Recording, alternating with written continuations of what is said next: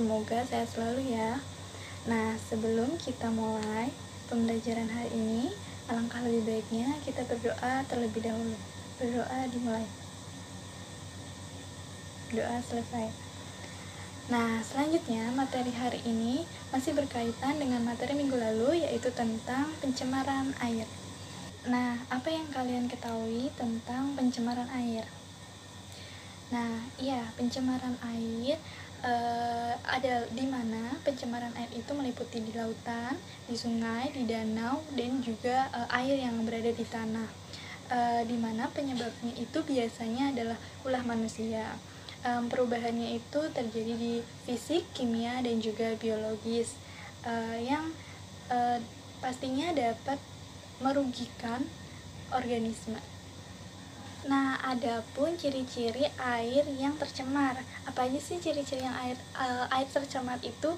Yaitu airnya yang berwarna, lalu berbau, mikroorganismenya yang berlebih, lalu terdapatnya perlarut dan juga endapan, dan tingkat keasamannya itu tidak netral, dan juga suhunya itu bisa berubah-ubah.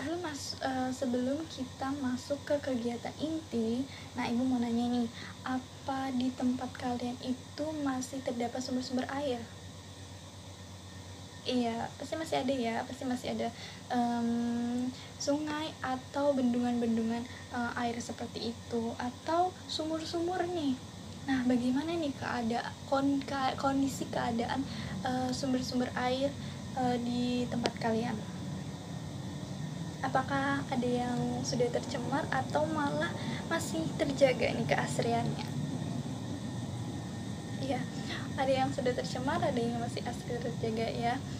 Nah, yang sudah tercemar itu gimana sih kondisinya? Kondisi airnya itu seperti apa? Iya, berbau, berwarna, banyak sampah. Nah, umumnya seperti itu ya, pencemaran air itu pasti umumnya berbau, banyak sampah, dan juga airnya itu berwarna, bukan berwarna bening tapi lebih ke keruh gitu ya. Nah, kalau misalkan air yang tidak tercemar itu gimana kondisinya kan? Nah, iya benar Kak, benar.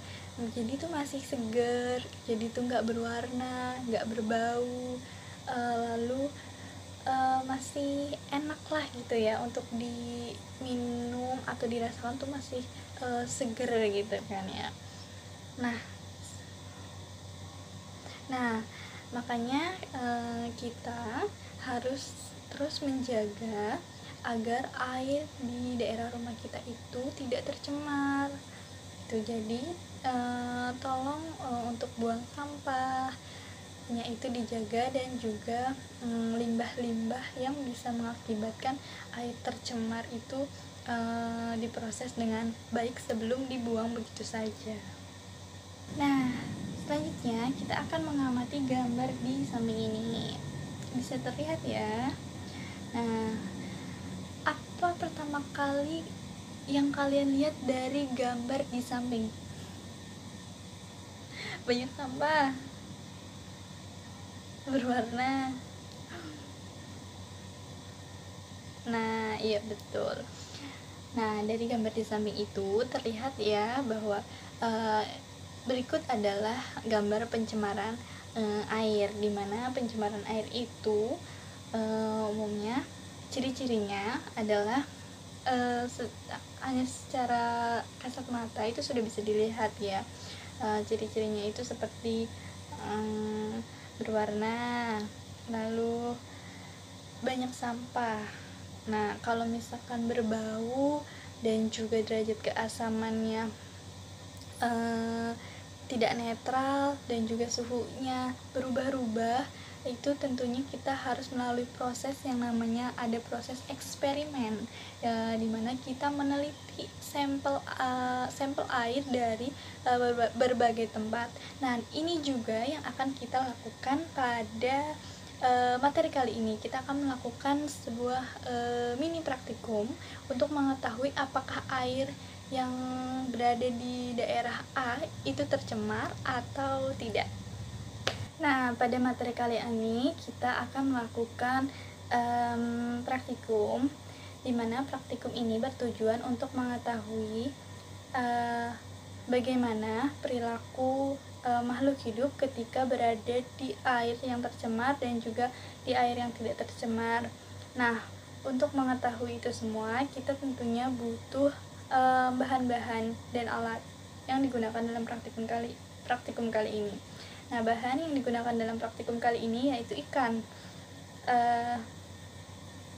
dan juga air, di mana air ini terdiri dari air yang tidak tercemar dan juga yang air tercemar. Yang air tercemar itu ada air sabun, air deterjen, dan juga air yang sudah diberikan obat nyamuk. Nah, setelah itu kita langsung melakukan percobaan, di mana ikan-ikan tersebut diletakkan pada toples-toples yang berisi air tercemar dan juga yang tidak tercemar. Nah, lalu kita akan mengamati selama 5 menit bagaimana perilaku ikan tersebut di dalam air tersebut.